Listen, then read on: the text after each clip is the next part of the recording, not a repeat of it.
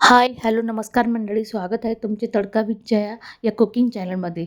मी तुम्हाला आज विदर्भाची एक डिश दाखवणार आहे, अगदी झटपट होणारी. त्यासाठी मी इथे अद्रक, लसूण, हिरवी मिरची आपल्या आवडीनुसार घ्यायची आहे. एकत्रितपणे वाटून घेतलं. त्यानंतर एका बाउलमध्ये आपण 1 वाटी बेसन पीठ घेणार आहोत. अगदी कमी साहित्यात ही टेस्टी डिश तयार होते. नक्की करा पोटभरीसाठी. तर खूप छान हेल्दी नाश्ता, हेल्दी जेवण आहे. नक्की ट्राय करा. आता क्वांटिटी तुम्ही तुमच्या घरातल्या मेंबर्सवर अवलंबून आहे. मी इथे साधारण 1 वाटी घेते आहे. मी 3 ते 4 लोकांसाठी हा गोळा भात करते बघा, विदर्भ स्पेशल. त्यामध्ये आपण आवडीनुसार मीठ टाकायचं आहे. अगदी कमी साहित्यात आणि आपण जे वाटण केलं हिरवी मिरची, अद्रक आणि लसूण हे एकत्रितपणे याच्यात टाकायचं आहे. अगदी झटपट होते बघा. त्यानंतर ओवा, थोडे जिरे, हिंग इतकं साहित्य वापरायचं आणि अर्धा चमचा हळद. कुठल्याही डाळींचा पदार्थ असला की हिंग जरूर वापरायचं आपल्याला. पचनासाठी छान असतं म्हणून आणि चवीला देखील छान चव येते. आता इथे 1 चमचा तेल वापरणार आहे मी मोहन म्हणून. अगदी 1 चमचा वापरायचं आहे आपल्याला आणि थोडे-थोडे पाणी टाकून आपल्याला या पिठाचा गोळा करून घ्यायचा आहे बघा. अगदी झटपट होतात. भाजीला काही नसलं तर नक्की ट्राय करा. हा गोळा भात हा फोडणीच्या ताकाबरोबर अप्रतिम लागतो किंवा कढीबरोबर नक्की ट्राय करा. आता हे सगळं थोडं-थोडं पाणी टाकून आपण याचा गोळा घट्टसर गोळा करायचा आपल्याला, पातळ गोळा करायचा नाही.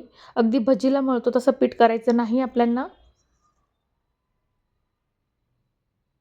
पुन्हा थोडं तेल लावून आपण छान गोळा करून घेऊया. डाळीचं पीठ असल्यामुळे हाताला चिटकते म्हणून. आता या प्रकारे गोळे करून घ्यायचे आपण त्याचे. अगदी छोटे तुम्हाला हवे असल्यास तुम्ही लांबट देखील करू शकतात.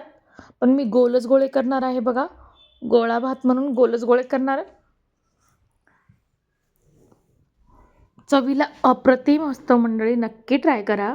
तसेच माझी रेसिपी कशी वाटली मला कमेंट करून नक्की सांगा. त्यासाठी मी आता 1 वाटी तांदूळ देखील घेतला आहे बघा भात करण्यासाठी.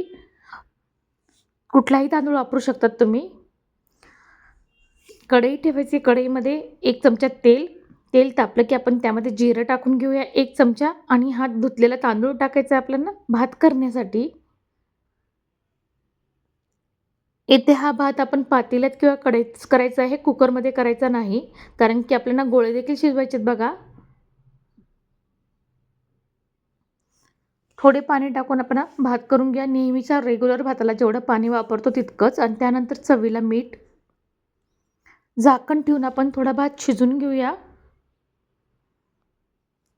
उकळी आली की बघा, अगदी अर्ध्या तासामध्ये आपली ही छानशी रेसिपी तयार होते. रात्रीच्या जेवणामध्ये अगदी हलकं-फुलकं जेवण हवे असल्यास नक्की ट्राय करा गोळा भात. तर पुन्हा थोडं झाकण ठेवून आपण अर्धवट थोडा भात शिजवून घ्यायचा आहे. बघा 7 ते 8 मिनिटामध्ये छान पाणी देखील आटलंय बघा त्याच्यातलं. त्यामध्ये आपण हे गोळे देखील शिजवणार आहोत. जे गोळे आपण केले ते भातामध्ये छान असे ठेवून द्यायचेत. हे वाफेवर खूप छान भाताबरोबर शिजले जातात मंडळी. अगदी कुठलीही तामझाम, कुठलेही जास्तीचे भांडे न भरता हा हा नक्की नवीन रेसिपीचा प्रकार करून बघा. विदर्भ स्पेशल गोळा भात. तर छान झाकण ठेवून आपल्याला पूर्णपणे भात शिजवून घ्यायचा आहे. दिसायलाच किती छान दिसते मंडळी. मी थोडी कोथिंबीर देखील वापरते. तुम्ही नंतरून देखील टाकू शकतात. तर छान वाफ देऊन घ्यायची आपण 7 ते 8 मिनिटासाठी. बघा मंडळी किती छान झालाय आपला गोळा भात. तर हे गोळे पूर्णपणे शिजलेत का नाही त्यासाठी आपण पुन्हा या गोळ्यांवरती थोडा-थोडा भात झाकून एक वाफ काढून घेऊया. वरून देखील अगदी अलगद हाताने करायचे आणि गोळे झाकून द्यायचे भातामध्ये.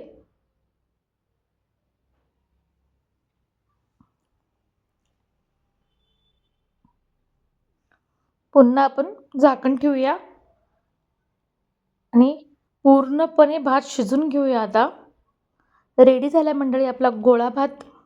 चला तर बघूया. बघा किती छान तयार झालं आहे. हे तुम्ही कशाबरोबर देखील खाऊ शकतात. फोडणीच्या ताकाबरोबर अप्रतिम लागतो आणि कढीबरोबर अप्रतिम लागतो. नक्की ट्राय करा. उन्हाळ्यात स्वयंपाक बनवायचा संध्याकाळी कंटाळा आला की गोळा भात नक्की ट्राय करा. तुम्हाला हा गोळा किती कसा शिजलाय ते देखील दाखवते बघा मी. पुन्हा एकदा वाफ काढून घेतली मी थोडी. तर छान सर्व्ह करूया आपण गोळा भात.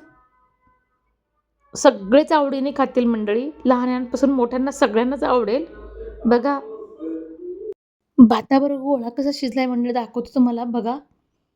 किती छान सहज तुटलाय तो हाताने. रेसिपी आवडली सबस्क्राईब करायला विसरू नका. रेसिपी बघितल्याबद्दल धन्यवाद.